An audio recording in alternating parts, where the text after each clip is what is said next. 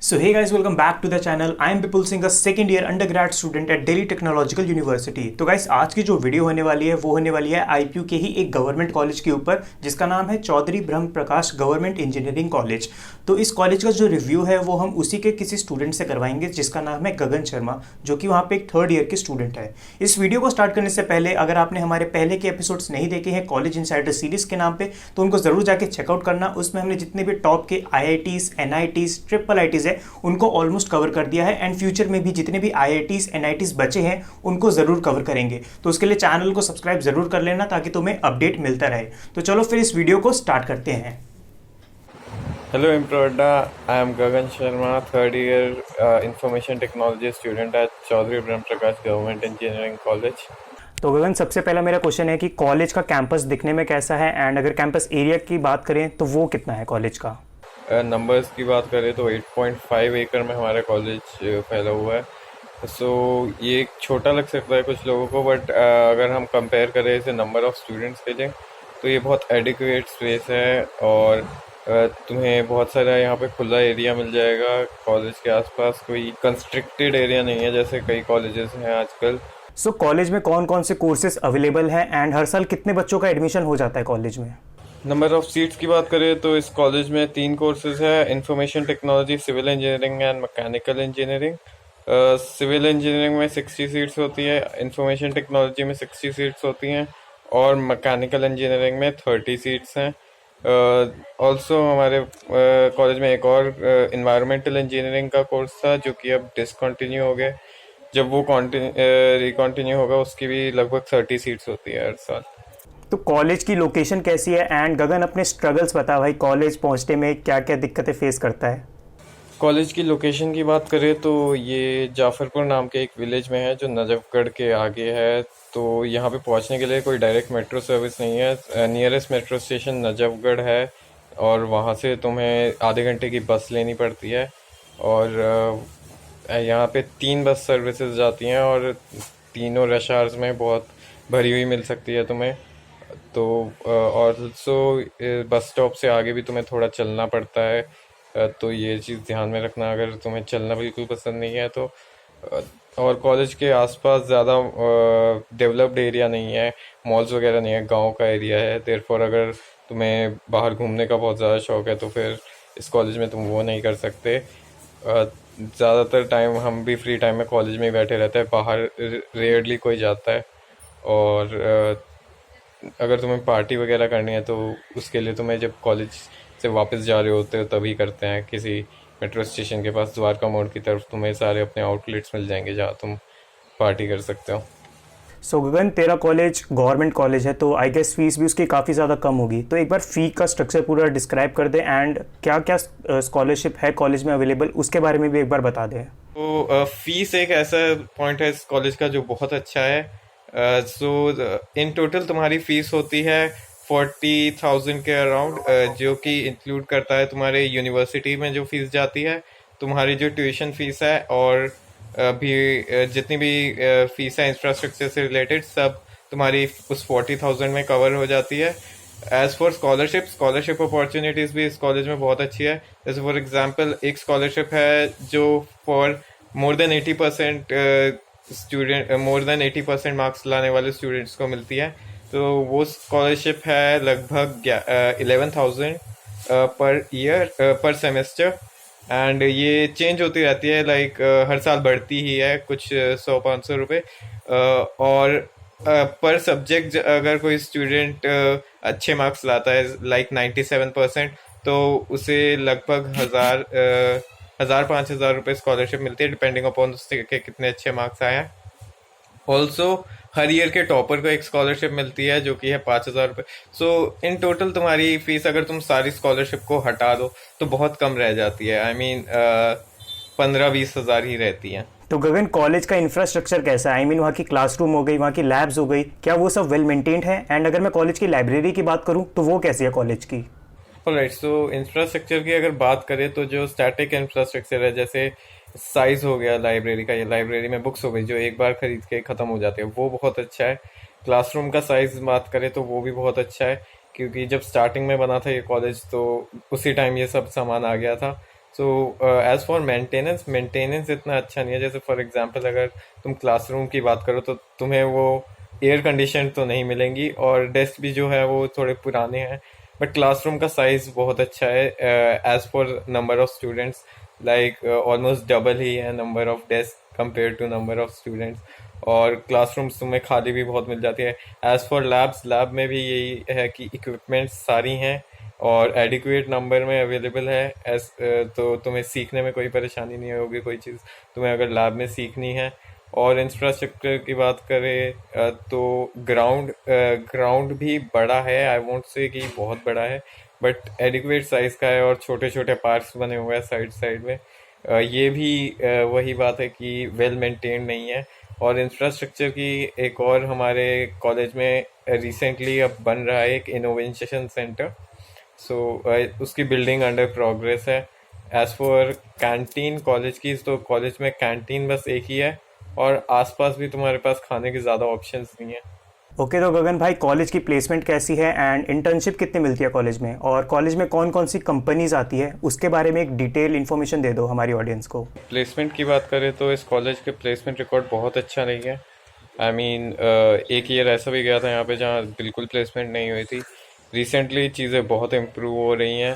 सो packages की बात करें तो वही स्टैंडर्ड पैकेजेस यहाँ पे मिलते हैं, 3 lakhs 4 lakhs पर ईयर का। और एक पैकेज मैंने सुना है मैक्सिमम 6 lakhs पर एनम का। कंपनीज की बात करें तो कंपनीज वही मास रिक्रूटिंग कंपनीज आती हैं, इन्फोसिस, टीसीएस। और कई बार ऐसा होता है कि कंपनीज सिर्फ 60 स्टूडेंट्स का इंटरव्यू लेने के लिए कैंपस में नहीं आना चाहती, तो उसके लिए हम किसी और कॉलेज के साथ टाई अप कर लेते हैं। तो प्रोसीजर बिल्कुल सेम रहता है किसी और इन कैंपस प्लेसमेंट की तरह ही, बट द थिंग इज तुम्हारा इंटरव्यू दूसरी बिल्डिंग में होगा। बाकी फैसिलिटेट वो पूरा कॉलेज ही करा रहा है, सपोर्ट तुम्हें उसमें कॉलेज ही करता है। तो गगन कितने परसेंट बच्चों की प्लेसमेंट लग जाती है कॉलेज में। सो नंबर ऑफ स्टूडेंट्स की बात करें जो प्लेस होते हैं तो फिर वो लगभग 50% है।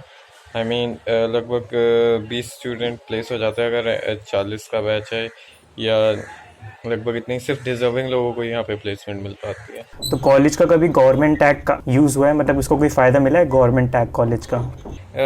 गवर्नमेंट टैग यूज़ होता है क्योंकि तुम अगर किसी भी कॉलेज का नाम बताते हो तो उसकी ऑब्वियसली सामने से इमेज तभी बनती है जब वो पॉपुलर हो। बट हमारा कॉलेज ऐसा कोई पॉपुलर तो नहीं है, और कई ऐसे हमारे लेवल के ही कॉलेजेस हैं जो पॉपुलर नहीं है, बट एक गवर्नमेंट नाम आ जाने से उसकी एलिजिबिलिटी बढ़ जाती है, उसकी वैल्यू बढ़ ही जाती है। बस इसीलिए गवर्नमेंट कॉलेज नाम अच्छा लगता है, और पेरेंट्स को भी खुशी होती है गवर्नमेंट कॉलेज में है। तो तुझे क्या लगता है कि आगे फ्यूचर में कि कॉलेज इम्प्रूव करेगा अगर वो इसी तरीके से चल रहा है, तो प्लेसमेंट्स आगे की इम्प्रूव हो पाएंगी कि नहीं। जैसे तूने कहा कि पहले 0% प्लेसमेंट थी, अब इंक्रीज होते जा रही है, तो तुझे क्या लगता है कि फ्यूचर में ये भी one of the best government college बन पाएगा।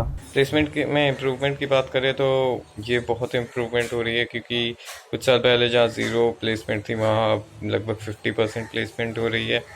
ऑल्सो फ्यूचर में there are plans to integrate this college into NSUT। So जब ये हो जाएगा तो इस कॉलेज की डिग्री भी NSUT की होगी इंस्टेड ऑफ GGS IPO, तो उसमें भी प्लेसमेंट का इफेक्ट पड़ेगा ही। जैसे कि तूने बताया कि तूने इंटर्नशिप भी करी है, तो वो इंटर्नशिप तेरे को कॉलेज की तरफ से मिली या फिर ऑफ कैंपस अप्लाई किया था उसके लिए, उसका एक बार अपनी इंटर्नशिप का एक्सपीरियंस बता दे। तो इंटर्नशिप की बात करें तो कॉलेज तुम्हारी ज़्यादा हेल्प नहीं कर पाता इंटर्नशिप के मामले में, तो तुम्हें खुद ही इंटर्नशिप ढूंढनी पड़ती है। हो सकता है किसी गवर्नमेंट एजेंसी में तुम्हारा हो तो फिर कॉलेज कुछ हेल्प कर पाए, बट कुछ किसी प्राइवेट इंस्टीट्यूशन में तुम्हें कोई इंटर्नशिप करनी है तो तुम्हारे कोई ज़्यादा हेल्प नहीं कर पाता कॉलेज। मेरी बात मैंने जब इंटर्नशिप के लिए अप्लाई किया था तो मैंने इंटर्नशाला जैसी वेबसाइट्स पे ही अप्लाई किया था। तो या तो तुम ऐसी वेबसाइट्स पे जा सकते हो या तुम्हें कोई रिकमेंड करता है तो तुम्हें इंटर्नशिप मिलती है। मैंने इसी year as a second year student 2 internship करी हैं। एक टीचिंग वेब डेवलपमेंट की थी और एक सॉफ्टवेयर डेवलपमेंट की थी, मोबाइल एप्लीकेशन डेवलपमेंट में। मुझे सेकेंड इंटर्नशिप में बहुत ज़्यादा मज़ा आया, बहुत सारी चीज़ें सीखने को मिली, और लोग बहुत अच्छे थे वहाँ पे। तो डिपेंड करता है तुम्हारी कंपनी कैसी है, तुम्हारा इंटर्नशिप एक्सपीरियंस उन लोगों पे बहुत ज़्यादा डिपेंड करता है, और जनरली बहुत हेल्पफुल लोग मिल ही जाते हैं। इंटर्नशिप में। जैसे मेरे जितने भी फ्रेंड्स हैं उन्हें भी बहुत अच्छे लोग मिले हैं इंटर्नशिप में। और एज लॉन्ग एज तुम स्किल्ड हो, तुम्हें ज़्यादा प्रॉब्लम नहीं होगी इंटर्नशिप ढूंढने में। आई थिंक ये एक बेस्ट एग्जांपल है कि जिस कॉलेज में मतलब तुम्हारी प्लेसमेंट अच्छे से नहीं लग रही उसमें तूने इंटर्नशिप तक कर ली, तो आई थिंक ये बहुत ही अच्छा एग्जांपल है कि स्किल्स मैटर। तो चल इसी से अब आगे नेक्स्ट क्वेश्चन की तरफ बढ़ते हैं कि अटेंडेंस पॉलिसी कैसी है कॉलेज की। तो क्या बाकी कॉलेजेस की तरह वो भी 75% है?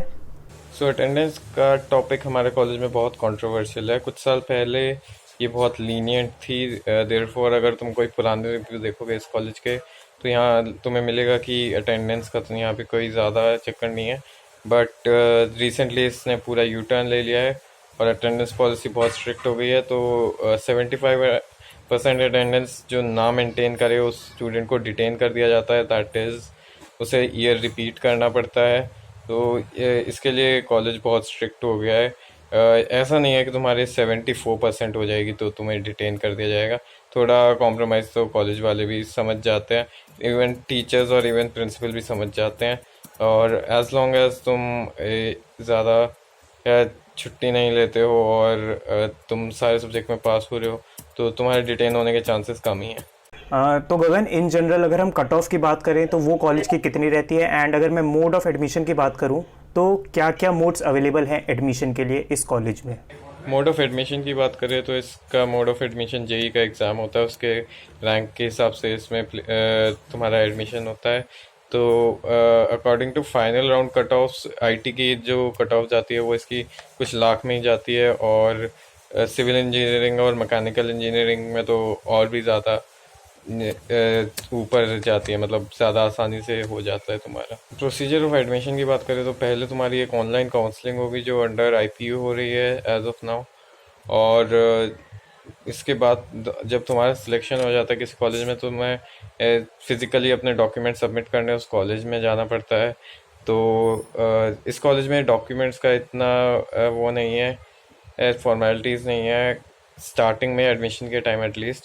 तो just for the safe side तुम्हें जो भी डॉक्यूमेंट्स लिस्ट हो जो तुम्हें एप्लीकेशन में मिलती है, वो तुम सारे लेके ही जाना और भर के जाना सारे form, just to be on the safe side. और इस कॉलेज में मैनेजमेंट कोटा जैसा कुछ नहीं है, ऑलरेडी कट ऑफ इतनी ईजी जाती है, तो फिर मैनेजमेंट कोटा को कोई मतलब भी नहीं बनता। और गवर्नमेंट कॉलेज में होते भी नहीं है मैनेजमेंट कोटा ज़्यादा। अच्छा, तो हॉस्टल को लेकर क्या फैसिलिटीज़ है? कॉलेज में हॉस्टल है क्या? हॉस्टल फैसिलिटीज़ की बात करें तो फ़ीस जो है इस हॉस्टल की वो 6000 रुपीज़ है। हॉस्टल हमारे कॉलेज के कैंपस में नहीं है, ये द्वारका मोड़ की साइड एक कॉलेज है, उसमें हम शेयर करता है अपना हॉस्टल। तो सिर्फ आउटसाइड दिल्ली वालों को मिलता है, मतलब इनसाइड दिल्ली वालों स्टूडेंट्स को भी मिल जाता है, बट बहुत मुश्किल होता है हॉस्टल मिलना। प्रायोरिटी आउटसाइड दिल्ली वालों को मिलती है। और मेस का खाना हॉस्टल में ठीक बोलते हैं लोग, बट तुम बाहर से भी मेस लगवा सकते हो, ऑप्शनल है हॉस्टल की मेस। और फ्रीडम की बात करें तो हॉस्टल में बहुत फ्रीडम मुझे बताई गई है कि है। जितने भी मेरे हॉस्टल के फ्रेंड्स हैं वो सब यही कहते हैं कि हॉस्टल का एक्सपीरियंस बहुत अच्छा है उनका वहाँ पे। तो गगन, अभी तक थर्ड ईयर में, अब तो तू खुद सीनियर बन चुका है, तो जब तू नया नया कॉलेज में आया था तो तेरा सीनियर्स के साथ कैसे इंटरेक्शन रहा? रैगिंग हुई थी क्या? तो इस कॉलेज में रैगिंग बिल्कुल नहीं होती है, सारे सीनियर्स बहुत फ्रेंडली और हेल्पफुल हैं। क्योंकि कॉलेज का स्टूडेंट साइज इतना छोटा है, तो फिर सारे सीनियर्स भी तुम्हारे फ्रेंड ही बन जाते हैं, तुम्हारी बहुत हेल्प करते हैं हर चीज़ में, चाहे वो तुम्हारे सिलेबस के से रिलेटेड हो, तुम्हारे एग्ज़ाम्स वगैरह से रिलेटेड हो, या फिर किसी कॉलेज के लीगल प्रोसीजर से रिलेटेड हो। ऑल्सो अगर तुम आईटी ब्रांच में हो तो फिर तुम्हारे टेक वगैरह में सीखने में तुम्हारे सीनियर्स बहुत हेल्प करते हैं।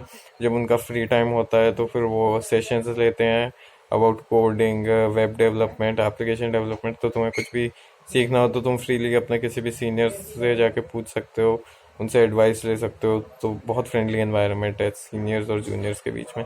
तो गगन, कॉलेज की फैकल्टीज़ कैसी है एंड प्रोफेसर्स कैसे हैं एंड वर्कलोड कितना रहता है तुम लोगों पे इन जनरल?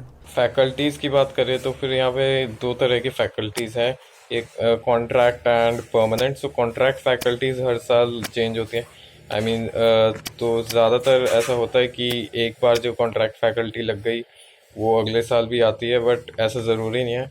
और परमानेंट फैकल्टी जो होती है उनकी गवर्नमेंट जॉब होती है, मतलब वो कॉलेज में ही रहती हैं हर साल। तो परमानेंट फैकल्टीज़ ज़्यादातर अच्छी हैं, नॉलेजेबल हैं। ज़्यादातर यहाँ पे फैकल्टीज़ तुम्हें पोस्ट ग्रेजुएट ही मिलेंगी। बहुत कम होंगी जो तुम्हें पीएचडी वाली फैकल्टीज़ यहाँ पे मिलेंगी। ऑल्सो जो कॉन्ट्रैक्ट फैकल्टीज़ होती है वो वैरी करती है अपने नॉलेज उसमें। हो सकता है तुम्हें ऐसे फैकल्टीज़ मिल जाए जो दूसरे कॉलेजेस में पढ़ा रहे हैं, जैसे एनएसयूटी या डीटीयू। तो वो डिपेंड करता है। आई नो कि तुम लोग इस क्वेश्चन का बहुत देर से इंतज़ार कर रहे हो, इसलिए मैंने क्वेश्चन लास्ट में रखा है ताकि तुम पहले की पूरी वीडियो ज़रूर देखो। तो गगन, जेंडर रेशियो क्या है कॉलेज का? तो जेंडर रेशियो बहुत वैरी करता है from branch to branch. For example अभी हमारे मैकेनिकल की एक ही बैच आया है। उस बैच में पूरी जो मैकेनिकल ब्रांच है उसमें सिर्फ एक लड़की है, और कंपेयर टू टोटल जो स्ट्रेंथ है वो 30 स्टूडेंट्स की है। सिविल इंजीनियरिंग में कुछ ऐसा ही हाल रहता है, लड़कियां बहुत कम आती हैं naturally. But in IT branch it's somewhat better.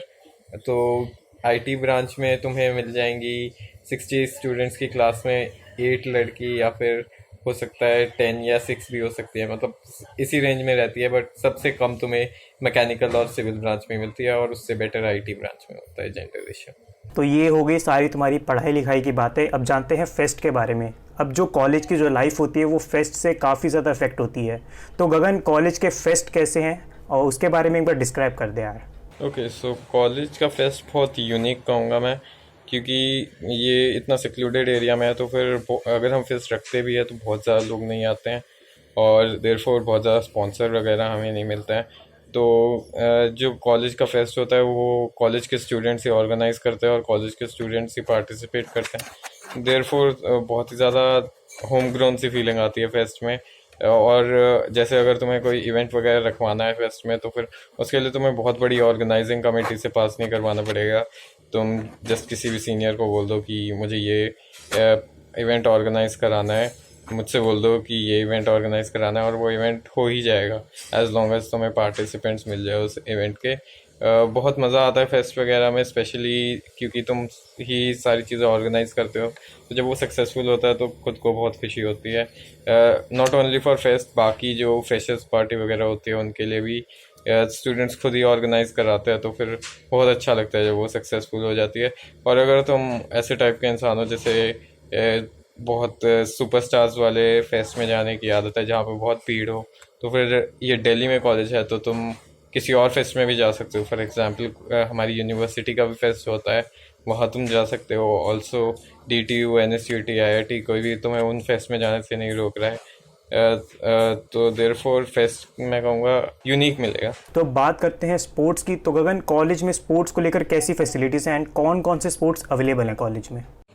Okay, so sports बस लिमिटेड है इक्विपमेंट के लिए। तुम्हें जो भी इक्विपमेंट चाहिए अगर वो है तो वो स्पोर्ट्स तुम खेल सकते हो कॉलेज में। और हमारे कॉलेज में 2 स्पोर्ट्स वीक होता है हर सेमेस्टर में एक। सो एक होता है सिर्फ स्टूडेंट्स के लिए, और एक होता है स्टूडेंट्स और टीचर्स के लिए। तो उसमें बहुत मज़ा आता है। मैं ज़्यादातर खुद स्पोर्ट्स नहीं खेलता हूँ, बट कौन से स्पोर्ट्स खेले जाते हैं हमारे कॉलेज की। एक कबड्डी टीम है, फुटबॉल टीम है, वॉलीबॉल टीम है, क्रिकेट टीम है, बैडमिंटन भी बहुत लोग खेलते हैं। एज लॉन्ग एज तुम वो स्पोर्ट खेलना चाहते हो उसकी इक्विपमेंट तुम्हें ज़्यादातर मिल ही जाएगी। और वही फेस्ट वाली बात है कि तुम्हें अपना सा फील होगा। तुम्हें अगर अपनी टीम बनानी है तुम बना लो, बहुत बड़ा तुम्हारा सिलेक्शन प्रोसीजर नहीं होगा, और तुम्हें जो अच्छा लग रहा है वो खेल सकते हो तुम। और टेबल टेनिस हमारे कॉलेज में बहुत अच्छा टाइम पास है। एक हमारे पास टेबल टेनिस वो है टेबल, और उसी के आसपास भीड़ लगी रहती है। आई मीन वो एक तरीके से हमारे पूरे कॉलेज का हैंग आउट पॉइंट है। तुम्हें वहाँ पे 4th ईयर से लेके 1st ईयर के स्टूडेंट्स मिलेंगे, गपशप करते हुए, बात करते हुए, खेलते हुए। तो अब आते हैं इस वीडियो के लास्ट क्वेश्चन पे। तो गगन, कोई मैसेज जो तुम देना चाहो स्टूडेंट्स को जो अभी कॉलेज में आने वाले हैं इस साल? तो एट द एंड मैं यही बोलूँगा कि अगर तुम इस कॉलेज में आ रहे हो तो ये बहुत ही यूनिक एक्सपीरियंस रहेगा तुम्हारे लिए। बहुत ही तुम्हें फ्री फील होगा, और एट द सेम टाइम हो सकता है बहुत रिस्ट्रिक्टेड फील हो।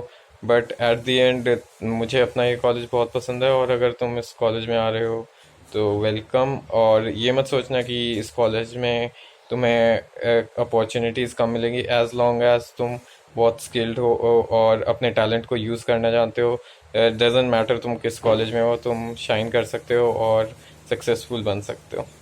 तो तुम्हें कोई भी डाउट हो रिगार्डिंग माई कॉलेज या फिर regarding any tech sort of thing, you can contact me on Twitter, जो यहाँ पे होगा, नेवर माइंड गैग्स। और अगर तुम्हें ट्विटर पे नहीं हो तो तुम मुझे लिंक्डइन पे कांटेक्ट कर सकते हो, जिसका लिंक तुम्हें डिस्क्रिप्शन में मिल जाएगा। और अगर तुम्हारे पास वो दोनों नहीं है तो तुम मेरे कॉलेज में आके कैंपस के बीच में चिल्ला सकते हो मेरा नाम, और शायद मैं आ जाऊँ तुमसे मिलने। तो जाते जाते गगन ने काफ़ी अच्छा मैसेज दिया कि आपका जो कॉलेज है वो मैटर नहीं करता, मैटर करता है कि आप अपनी स्किल्स कितनी हद तक डेवलप करते हो। तो अगर आपका आईआईटी एनआईटी उसमें सिलेक्शन नहीं भी हो पाता है बाय चांस, तो उसमें कोई डिप्रेस होने वाली बात नहीं है। तो इससे अच्छा है कि अपनी स्किल्स पे ज़्यादा फोकस करो। अगर आप आईआईटीज़ एनआईटीज़ में भी जाओगे तो आपकी जो स्किल्स है वो ज़्यादा देखी जाएगी। तो बस यार, इस वीडियो में इतना ही था। अगर आपको वीडियो पसंद आई तो प्लीज़ इस वीडियो को लाइक ज़रूर कर देना एंड चैनल को भी सब्सक्राइब ज़रूर कर देना। एंड कॉमेंट सेक्शन में लिख के ये ज़रूर बताना कि तुम आने वाली वीडियोस में कौन कौन से कॉलेजेस देखना चाहते हो। तो मिलते हैं ऐसे ही किसी अगली वीडियो में। Till then, stay safe, stay happy and see you guys in the next one.